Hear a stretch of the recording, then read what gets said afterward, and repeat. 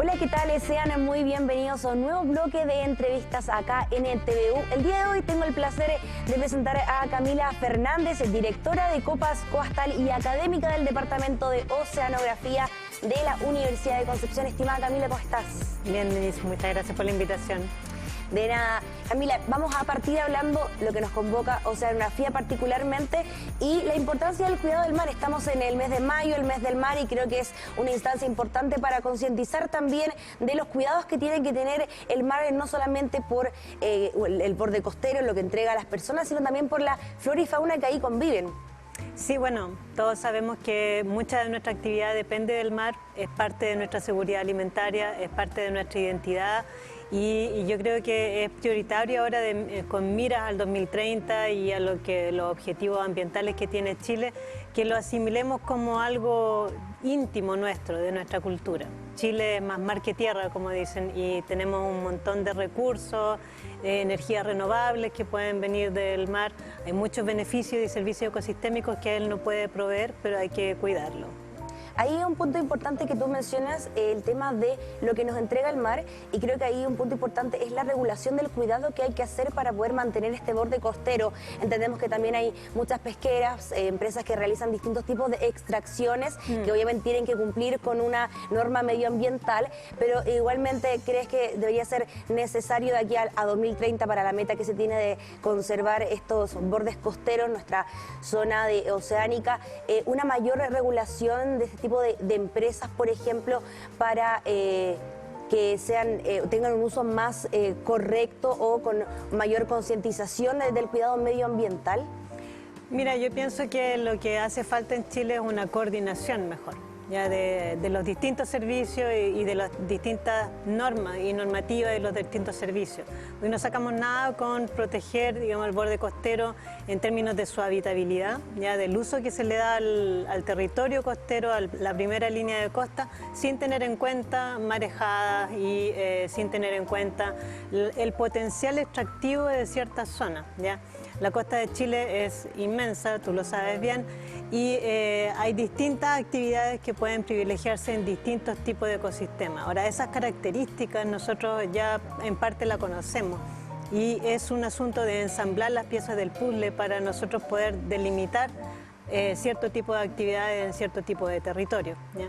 Pienso que lo que necesitamos ahora es combinar los distintos tipos de información que tenemos, oceanográfico, meteorológico, climatológico, sociológico, cultural, económico, ya de sustentabilidad, como para poder nosotros tener una mirada más integral, que de otra forma creo difícil que logremos nosotros las metas a nivel país que nos hemos planteado. Parte importante para cumplir esta meta y un punto que también hay que tener en consideración es el cambio climático. En las costas de Chile particularmente y bueno, en el mundo en general se han vivido distintos estragos, por ejemplo, el tema de la pérdida un poco de este borde costero, lo hemos visto por ejemplo en las playas de Bellavista, que el mar cada vez está más afuera. ¿Qué otro tipo de impactos se pueden desarrollar debido al cambio climático que ahora está haciendo sus primeras apariciones, pero que de aquí a una proyección futura claramente me imagino que van a ser un cambio mucho más notorios? Bueno, en términos generales, digamos que el cambio climático o cambios climáticos siempre han habido. Lo que nosotros hemos hecho es acelerar el mismo, ¿ya? E integrar factores que antes no existían, como la contaminación o en el fondo la huella antrópica en general, la huella del hombre, ¿ya? Es importante considerar también que los efectos muchas veces son contraintuitivos. Hay zonas del borde del Pacífico suroriental, donde está situado Chile, que se están enfriando en vez de estar calentándose, como es la tendencia global en el promedio del planeta completo. Pero esos son efectos locales y tienen consecuencias per se. Entonces, tú hablaste de la pérdida de borde costero. Es cierto que hay muchas playas que estamos perdiendo la escala del metro por año, y eso es mucho considerando que hay gente que habita en esa zona, ¿ya? Hay actividades extractivas como cultivos de algas y extractivas de moluscos y cosas y recursos intermareales que también se ven afectados por eso. Los eventos extremos, ¿ya? Que son olas de calor terrestres, marinas, ¿ya? Los ríos atmosféricos que nosotros estudiamos también en el centro. Todo eso impacta la primera línea de costa, pero también el valle central que viene después. Entonces, mi visión también es integrativa en ese sentido. Los incendios forestales de este verano tienen una repercusión sobre el océano costero sin dudarlo, porque la escorrentía de los ríos va a llevar todo ese residuo y va a ir a parar a la primera línea de costa también. Entonces no podemos hablar de los impactos del cambio climático para un solo sector, tenemos que verlo como en su conjunto. El océano está siendo fuertemente impactado por la crisis hídrica, por ejemplo, la megasequía, que ya lleva más de una década andando y no tiene para cuándo retroceder, a pesar de que hemos visto que hemos tenido periodos de bastante lluvia, y si es que se instala un niño este año vamos a tener lluvia también, pero eso no basta, ¿ya? Tenemos que prepararnos para lo que se viene. Y ese tipo de lo que se viene, por ejemplo, ahora menciona que si se da el fenómeno del Niño podríamos aliviar un poco el tema de la sequía, pero esto es lo que ya me imagino se evalúa como sin retorno, o sea, la sequía va a ir en aumento e independiente de fenómenos que se realicen como el fenómeno del Niño que produce precipitaciones, esto cada vez se va a ir acrecentando más. Bueno, hay algo que surgió este pasado mes de abril, que fue la publicación de un reporte internacional que habla del aumento de la temperatura global del océano, ¿ya? Y muchas de las preguntas que nos hacían justo después de la aparición de ese artículo hablaban de este punto justamente sin retorno, ¿ya?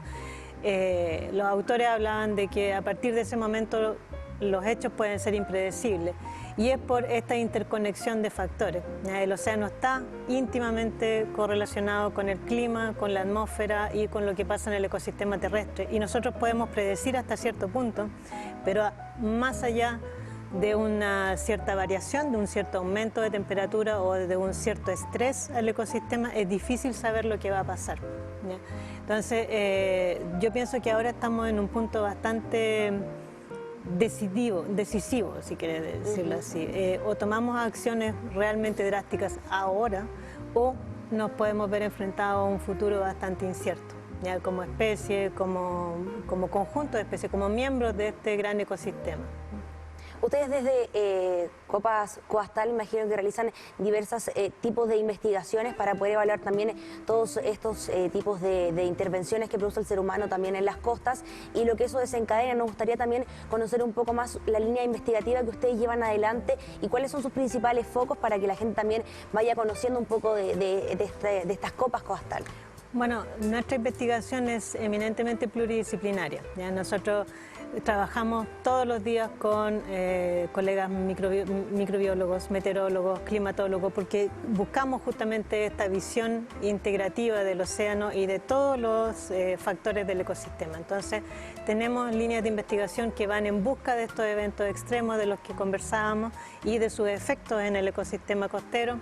Vamos en busca también de los forzantes de nuestra huella, ya la contaminación química, la mejor sustentabilidad de nuestros recursos, y también tenemos una fuerte componente de transferencia, es decir, buscamos no solamente entender los fenómenos, pero solucionarlos, ya buscar soluciones concretas, productos concretos que son más que transferencia solo de conocimiento, transferencia de tecnología, creamos nuestra propia tecnología y eso al servicio de no solo observar el océano, pero escucharlo y tenerlo en línea, para nosotros poder observar de mejor forma, monitorear y encontrar soluciones para problemas concretos como la marea roja, la detección de toxinas, ya el ruido submarino y otro tipo de fenómenos.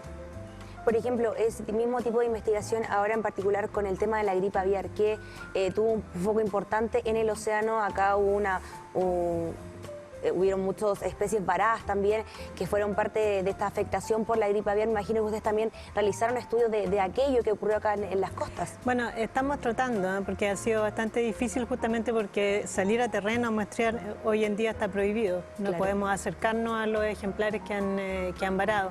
Pero todo nuestro background en investigación de cetáceos, mamíferos marinos y también nuestra experiencia pasada con el COVID-19, que también fue algo que estuvimos estudiando, y la experiencia que tenemos en el estudio de virus marinos en general nos ha enseñado algunas cosas, ¿ya? Ahora sabemos que este es una amenaza ya para la flora y fauna. Hay ciertos grupos que son más vulnerables que otros, la transferencia al ser humano todavía está en estudio, Pero de todos modos nosotros tenemos todas las precauciones del caso y estamos empeñados en poder ayudar a la detección temprana de estos virus y también a identificar los efectos que tienen no solamente en la especie objetivo, que son las aves, sino que en toda la fauna acompañante, en todo el resto de la cadena trófica.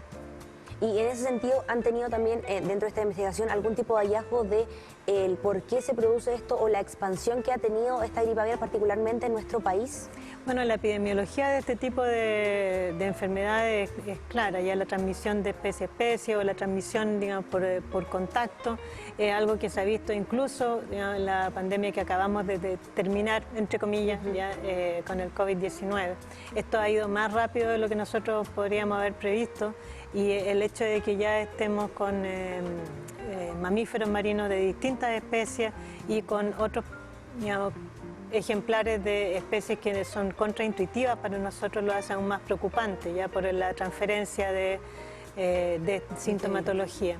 Ahora, obviamente para los ecosistemas más prístinos como Antártica es mucho más preocupante y las medidas sanitarias tienen que ser mucho más rígidas y estrictas. Sí, y nosotros estamos completamente de acuerdo con eso, en que en realidad más vale prevenir que lamentar. Esos tipos de ecosistemas cerrados ya son los más vulnerables, los fiordos patagónicos también. Este tipo de virus que se está expandiendo, ¿podría tener una expansión aún mayor? ¿Podría afectar aún a más especies o ya tendría que empezar en un proceso de decaimiento en las próximas semanas o próximos meses? ¿O es algo un poco variable en relación a lo que puede ocurrir de aquí en adelante? Yo creo que es variable, porque la gripe aviar no es el único caso de enfermedades de propagación rápida ya, y no es el único caso de gripe aviar que hemos tenido en el mundo. En el continente asiático estos son fenómenos que se han producido a repetición en las décadas pasadas y hemos aprendido bastantes cosas de eso. ¿Ya? La respuesta de nuestra fauna nativa, por ejemplo, es algo que debería preocuparnos en forma prioritaria. Ahora, hay formas de prevenir contagios, pero es difícil hacerlo teniendo en cuenta que estamos nosotros metidos entre medio ya con la industria turística y los servicios ecosistémicos de los que hablábamos al inicio. Tenemos que ser cuidadosos ya en mantener las reglas sanitarias, en mantener la distancia con los ejemplares que están varados y tratar de evitar que se produzcan mayores daños a otros componentes de la trama trófica, incluyendo nosotros. Quiero detenerme un poco en el tema de la Antártica en particular, no solo por el tema de la gripe aviar, sino por fenómenos que se han dado en el último tiempo que tiene que ver con el derretimiento de glaciares y que me imagino también colabora con este aumento del nivel del mar en las costas chilenas. ¿Cómo se puede explicar un poco ese fenómeno? Y ahora está recién en un punto de partida, por así decirlo, pero esto claramente va a evolucionar con el tiempo y sobre todo por el tema del aumento de la temperatura en la Tierra. Bueno, nosotros tenemos glaciares que históricamente han perdido muchísima masa de hielo. ¿Ya? Hay uno de los glaciares que han retrocedido de forma más rápida y que está en nuestro territorio de Patagonia en el sur, el glaciar Jorge Montt. Entonces, hemos venido estudiando ese fenómeno desde hace algún tiempo y sabemos que esto se produce porque en realidad no es que de un tiempo a esta parte se haya derretido todo y no vuelva, sino que estos ciclos de descongelamiento y congelamiento se van reproduciendo año a año y cada vez se recongela un poquito menos y va llegando más atrás en la Tierra. Y eso tiene, por cierto, un efecto en el equilibrio dentro de los fiordos que reciben esta agua dulce y en las comunidades microbiológicas y microplanctónicas de ese mundo microscópico que es responsable de gran parte del oxígeno que nosotros respiramos y que también tiene que adaptarse a esa nueva realidad, ¿ya? Hay intercambio entre los glaciares y los fiordos que los reciben y también esto es de preocupación internacional. Hay colegas que están estudiando la diversidad de microorganismos que son propios de la criósfera y que podríamos perder si esta tendencia a la pérdida de glaciares se acelera. Entonces, para darnos cuenta un poco de lo que dejamos de ganar o de lo que perdemos en términos de diversidad, hay grupos que son muy específicos y que viven ahí y que podríamos perder de forma definitiva. Para esto también, me imagino que claro, esto sigue siendo materia de estudio, pero este tipo de derretimiento de glaciares podría considerarse también dentro de este fenómeno del ya no hay vuelta atrás. Esto va a ser algo que va a comenzar, que ya partió y que va a ser progresivo, o habría algún tipo de situación que como grupo, nosotros como especie, se pudiese realizar para al menos ralentizar esta situación en los próximos años. Bueno, las consignas generales de lo que nosotros podemos hacer están claras desde hace muchos años. ¿Ya? Hay acuerdos internacionales que se han firmado y compromisos que hemos adoptado, y el más reciente fue en la COP pasada, donde realmente se pusieron cifras a nuestros compromisos, fechas límite, y esto ya es irrevocable en términos de lo que cada país tiene que realizar. Y en ese sentido Chile tiene compromisos gigantes a nivel ambiental, muchos de ellos ligados al océano, y es hora de ponernos a trabajar de forma intensa, cosa que ya estamos haciendo desde el punto de vista investigativo, pero hay, como decíamos al principio, que aunar esfuerzos, integrar información y, por cierto, seguir observando, seguir invirtiendo en energías renovables, en las energías que pueden salir del océano, y también en el mejor aprovechamiento de los recursos. Por otro lado, nosotros sabemos que no basta con reciclar, sino que hay que bajar la intensidad de nuestro propio consumo, nuestra forma de mirar a la naturaleza, y, por cierto, en este mes de mayo y en todos los meses del año, la forma en cómo vemos al océano, cómo lo observamos, cómo lo consideramos dentro de nuestro día a día como proveedor de recursos, pero también como una forma de sustentarnos, no solamente de forma económica, pero social y cultural. El océano debe ser parte de nuestra identidad, porque nosotros protegemos lo que queremos, lo que amamos, y es hora de que le mostremos al océano que lo queremos también. Me imagino que ustedes también, aparte del tema de oceanografía, hacen estudios, por ejemplo, en humedales. Acá en la región del Biobío, justo hoy día nos tocó ir a revisar la nueva declaración de un humedal en la desembocadura del río Biobío, que tiene la unión de Concepción, San Pedro de la Paz y Hualpén, un lugar que es reconocido a nivel mundial por ser un lugar de descanso para aves, donde conviven también bastantes especies, no solamente de fauna, sino también de flora, que me imagino que ustedes también mantienen en estudio. ¿Cuál es la importancia de declarar estos espacios humedales y lograr la protección también de estos santuarios de la naturaleza? Bueno, son importantísimos, ya como todos los humedales y las lagunas costeras y las lagunas también del ecosistema terrestre, son fuentes de biodiversidad, ya son lugares no solamente de paso para alimentación y reproducción de aves, pero para muchos otros organismos, muchas otras especies ya de flora y fauna que muchas veces son autóctonas. Aparte de todo eso, son verdaderos almacenajes de lo que nosotros llamamos carbono azul, que es en el fondo son formas que tienen estos ecosistemas de almacenar grandes cantidades de, en el fondo, gases de efecto invernadero que se acumulan ahí una vez que han sido traducidos en materia orgánica viva. ¿Ya? Entonces son sumideros de carbono que a nosotros nos ayudan a mitigar el cambio climático a través de la entrada de CO2. Entonces, mientras más y mejor se preserven estos sistemas, más y mejor nosotros garantizamos nuestra capacidad para mitigar el calentamiento global. Entonces tienen un rol ecológico, no solamente en términos de la riqueza específica que tienen, pero en su rol climático, sin dudarlo. Así es que es una muy buena noticia, y ojalá que se reproduzca muchas veces más en otros puntos de nuestras costas. Eso era una parte importante que decían los alcaldes, por ejemplo, el tema de seguir reproduciendo este tipo de humedales y llamar a la protección de estos, pero al mismo tiempo decían el tema de las regulaciones. Está estipulado todo el tema de regulación de humedales, pero ellos hacían hincapié importante en el tema de la basura. Muchos de los humedales se convertían en vertederos, gente iba a los sectores aledaños a contaminar, y me imagino que eso igual tiene un efecto quizás a mediano o largo plazo en lo que puede ocurrir en los humedales si no se regulariza de una manera mucho más estricta de aquí en adelante. Hay que tener conciencia que esos ecosistemas son frágiles, no solamente porque están directamente relacionados con el balance hídrico, ya los ríos y cuencas que están en este minuto en una situación precaria en Chile, pero también porque son frágiles en términos de su sustentabilidad. La contaminación es un problema, ¿ya? Y no es... yo creo que no es que la gente vaya a propósito a contaminar, es que simplemente no se da cuenta del problema que significa la basura, ¿ya? Y los desechos de orgánicos y no orgánicos que dejamos por todas partes por donde pasamos. Basta mirar los parques nacionales y lo problemático que es mantenerlos limpios. Entonces, la normativa, yo diría que la puesta en marcha y el respeto de las normativas es importante. Mientras más rígidas en ese sentido, mejor, que realmente sean áreas protegidas, que pueda la gente ir y disfrutarlas, pero también que tenga conciencia de que es necesario preservarlos, porque de esas zonas, tanto como del océano abierto, depende al final nuestra propia supervivencia.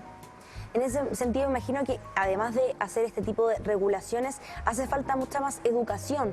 Creo que no todo el mundo sabe la función que cumplen, por ejemplo, los humedales, el tema de este cuidado, no solamente por lo que puede entregar en tema visual o la cantidad de especies que se pueden preservar, sino lo que usted comentaba de cómo nos va a servir a la larga el preservar estos santuarios de la naturaleza, y creo que también el desconocimiento de la población es muy importante en ese sentido. Sí, es bueno que la gente sepa reconocer estos ecosistemas cuando los ve. Ahí tenemos humedales urbanos en Concepción, tenemos lagunas urbanas que son importantes, ya que es necesario preservar, y que ha habido un trabajo de protección, de puesta en valor de los humedales y lagunas urbanas y costeras.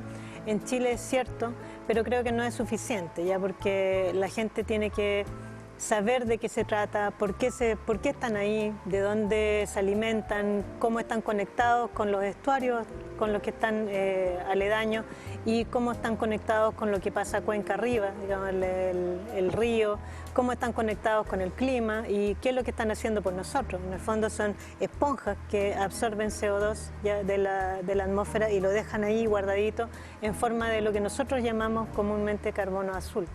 Entonces es realmente un reservorio de muchas cosas, y cada vez que uno ve una especie de ave volando por ahí, tiene que imaginarse los miles de kilómetros que ha tenido que atravesar para llegar a ese punto. Y lo importante que es que tenga un lugar donde llegar, que reproducirse, y cada vez que hay un cuerpo de agua disponible en el Valle Central o en la costa, las aves van a ocuparlo, van a ir a anidar ahí. Hemos perdido gran cantidad de humedales urbanos y costeros por uso inmobiliario y cambios de uso de suelo. Y eso no debería producirse. Deberíamos, al contrario, tratar de, ahora que sabemos que tienen un rol en el clima, tratar de preservarlo lo mejor posible.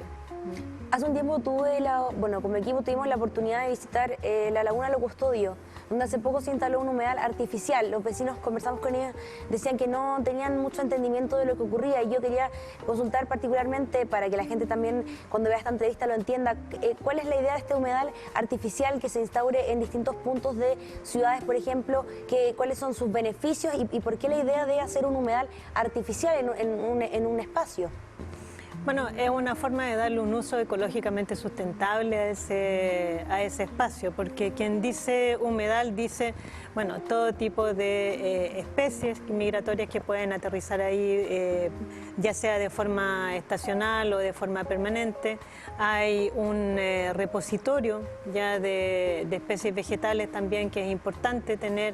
Hay una regulación de la temperatura también, y de la humedad relativa del aire, que es importante tener.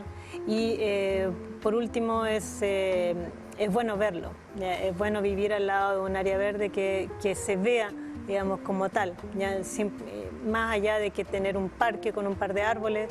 Es bueno tener un ecosistema que sea íntegro. Un humedal es un ecosistema completo, ya que se genera materia y se recicla en torno a sí mismo y vive por sí solo, ¿ya? Entonces es casi como tener un mini parque nacional puesto al lado, afuera de su casa, y la gente debería estar muy contenta de que así sea. Yo también tengo la oportunidad de vivir cerca de un humedal, y la verdad es que a veces da mucha pena ver la cantidad de basura que uno encuentra cuando va a pasear ahí, y al mismo tiempo ver convivir a la basura con las especies de aves, con las especies de patitos en el agua y peces también que se pueden encontrar ahí, es una lástima. Entonces, creo que es responsabilidad de todos hacernos cargo de ese tipo de ecosistemas y darnos cuenta de que en el fondo nos ayudan porque aumentan nuestra riqueza específica, se asegura de que las aves migratorias tengan un lugar donde parar, donde reposar, que sea seguro, ¿ya? Y que puedan volver año tras año, estación tras estación, y así aumentar nuestro valor específico. Perfecto. Ya para ir cerrando, desde el área de la oceanografía, me imagino que hay siempre algún llamado, particularmente para la comunidad, más allá que para los investigadores. ¿Cuál sería el llamado que haría usted, Camila, más allá del cuidado, la educación, por ejemplo, la preocupación de la comunidad que vaya más tarde a ver esta entrevista? Bueno, yo creo que la oceanografía en general, el estudio del océano nos ha proveído información muy valiosa. Nosotros sabemos que el océano está permanentemente intercambiando información, calor, energía, material, aerosoles, contaminantes con la atmósfera y con el ecosistema terrestre. Yo creo que el mensaje aquí es que nuestro país es uno con el océano, estamos conectados con él y nosotros como cultura, como nación, tenemos que reconectarnos con el océano también. No solamente para cuidar nuestro borde costero o nuestra primera línea de costa donde vivimos, ¿ya? Pero también porque nos provee de recursos y de todo tipo de cosas, de nuestra capacidad para soñarlo mejor, de poesía que se ha hecho en torno al océano, de mitologías ancestrales que tenemos en común con el océano y de nuestro futuro también. Entonces, la comunidad oceanográfica está trabajando fuerte para no solamente preservarlo, sino que describirlo y describirles a ustedes, a la sociedad, los cambios que está viviendo. Queremos también ayudarlos a adaptarse a lo que se viene y a los cambios que vamos a ver y que ya estamos viendo en este sistema que está en transición, producto del cambio climático. Así es que mientras más podamos dialogar y mientras más podamos llegar a ustedes, mejor para nosotros y para todos. Perfecto, Camila. Muchas gracias, por a ti, venir sobre todo y por entregarnos este espacio de conversación para que la gente también se pueda acercar un poco más a la oceanografía y también al entendimiento de cosas tan cercanas como por ejemplo es el mar y los humedales que normalmente nosotros habitamos ahí pero no entendemos mucho de cómo funciona todo esto. Así que te agradecemos por este espacio y también hacemos el llamado a las personas a tener mucha más educación y cuidado porque como bien mencionaba Camila, estamos en una situación de muchos cambios que se van a venir, ya están ocurriendo y van a seguir pasando, pero está en nuestras manos obviamente poder ralentizar todos estos efectos. Este fue este espacio de entrevista con Camila Fernández, la directora de Copas Coastal y académica del Departamento de Oceanografía de la Universidad de Concepción.